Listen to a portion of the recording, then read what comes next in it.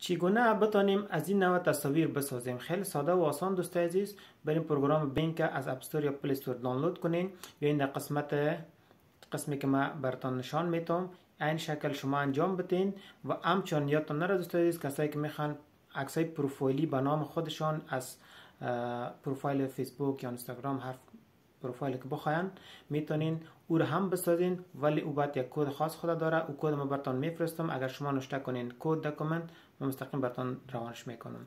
بریم ببینیم چگونه ساخته میشه. و قبل از دوستان خوش میشم که ویدیو رو لایک کنین، کامنت بتین و اگر فالو کنین خوش میشم. بریم که ببینیم.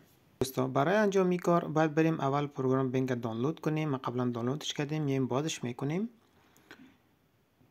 وقتی که بازش کردیم میایم در قسمت اپس، قسمت دست راست پایین قسمت اپس کلیک میکنیم. میایم این قسمت آپشن یا قسمت اپلیکیشن ایمیج کریئتور کلیک میکنیم. اینجا نوشته میکنیم متنی که مثلا میخوایم که در قالب عکس بیاید. نوشته میکنم مرد افغان که با دخترش به بازار میرود. مثلا یک عکس ساده، یک متن کوتاه. شما میتونین بیشتر از این مثلا متنای طولانی تر هم نوشته کنین با جزئیات بالا. خیلی جالب. خب یک چند ثانیه وقت میگیره، منتظر می باشیم.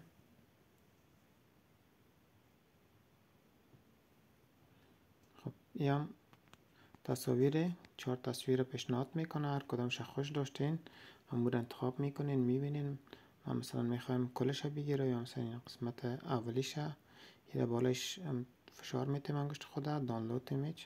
همین ساده راحتی دانلودش میکنیم. مثلا من میخوایم میشم دانلود کنم، میخوایم تمامش دانلود کنم. تصویر بسیار جالبی است. مثل